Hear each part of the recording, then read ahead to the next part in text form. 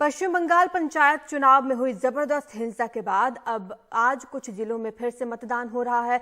इनमें पुरुलिया, बीरभूम, जलपाईगुड़ी, दक्षिण 24 परगना शामिल है, जहां पर फिर से मतदान जारी है। वोटिंग सुबह 7 बजे से ही शुरू हो चुकी है, जो शाम 7 बजे तक चलेगी।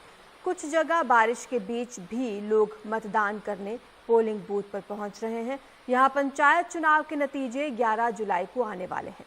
आपको बता दें कि 8 जुलाई को हुए मतदान में कूच बिहार, 24 परगना समेत कई जिलों में पोलिंग बूथ पर बवाल हुआ था। कई जगह बैलेट बॉक्स के साथ तोड़फोड़ की खबरें सामने आई थी।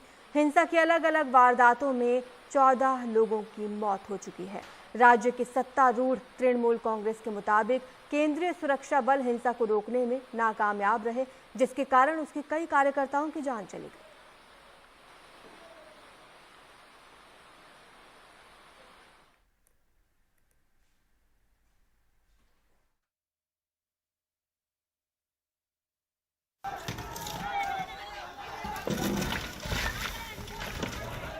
मतदान के एक दिन बाद भी बंगाल में पंचायत चुनाव से जुड़ी हिंसा जारी रही। उत्तर दिनाजपुर में गाड़ियों को आग लगा दी गई, बसों में तोड़फोड़ हुई। रविवार को भी यहां चुनाव के दौरान हिंसा में 3 लोगों की मौत हुई। मुर्शिदाबाद में रविवार को एक निर्दलीय उम्मीदवार के समर्थकों पर हमला हुआ।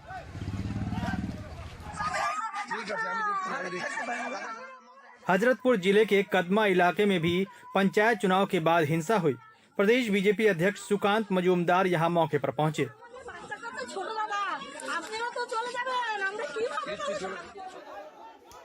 बंगाल में चुनाव के दौरान हिंसा असामान्य नहीं है।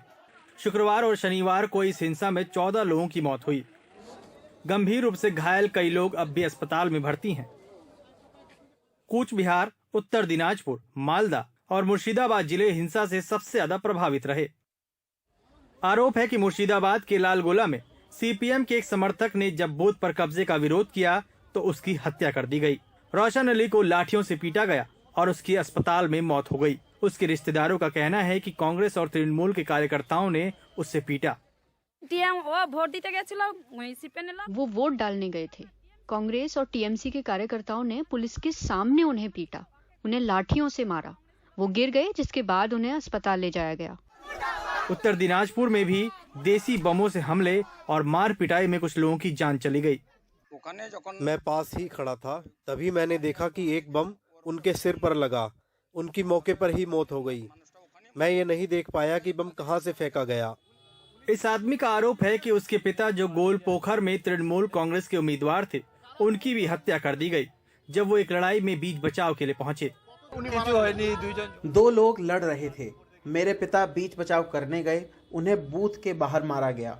वो तृणमूल कांग्रेस से थे। कांग्रेस कार्यकर्ताओं ने उन्हें मारा। कांग्रेस कार्यकर्ता लियाकत शेख पर भी देसी बम से हमला किया गया। वो बुरी तरह घायल हो गए। उन्हें अस्पताल ले जाया गया, जहां इलाज के दौरान उनकी मौत हो गई। पश्चिम बंगाल प्रदेश कांग्रेस अध्यक्ष अधीर रंजन चौधरी रविवार को उसके परिवार से मिले और तृणमूल कांग्रेस पर हत्या का आरोप लगाया। चुनाव के बाद भी हिंसा जारी है, क्योंकि दीदी को मुर्शिदाबाद से डर लग रहा है। उन्हें लगता है कि मुर्शिदाबाद उनकी पकड़ से बाहर जा रहा है, इसलिए उन्होंने लोगों को बहकाने या लुभाने की कोशिश की। जब सब कोशिश नाकाम हो गई तो आखिरी हथियार बम और आतंक थे। ऊपर से पुलिस और तृणमूल कार्यकर्ताओं ने मिलकर हमले किए। यह पूरी तरीके से योजनाबद्ध तरीके से करवाया गया है ताकि हिंसा और आतंक का माहौल हो। ये पश्चिम बंगाल के पुराने इतिहास को दोहराने की कोशिश है। 2003 और 2008 के पंचायत चुनाव में जो हिंसा हुई थी, लोगों का भी दिमाग बदलने की कोशिश की जा रही है। क्या बंगाल के लोग ये स्वीकार करेंगे? हिंसा और आतंकवाद का ये माहौल पहले से बनाया गया। वो 2003 और 2008 की बुरी यादों को वापस लाने की कोशिश कर रहे हैं, लेकिन क्या बंगाल के लोग इसे स्वीकार करेंगे? 4 दल साथ आ गए हैं और राज्यपाल उनके अभिभावक बन गए हैं। जिस तरह से इस हिंसा को भड़काने की कोशिश की गई है, वैसा कभी नहीं हुआ, वैसा कोई सोच नहीं सकता। पंचायत चुनाव में हिंसा का मामला इस हफ्ते कलकत्ता हाई कोर्ट में आने की संभावना है। केंद्रीय सुरक्षा बलों की तैनाती और कोर्ट के आदेशों के बावजूद राज्य में पंचायत चुनाव में जिस पैमाने पर हिंसा हुई, उससे ये साबित होता है कि बंगाल चुनावी हिंसा से अब भी दूर नहीं हो पाया है। कोलकाता से सौरभ गुप्ता की रिपोर्ट, एनडीटीवी इंडिया।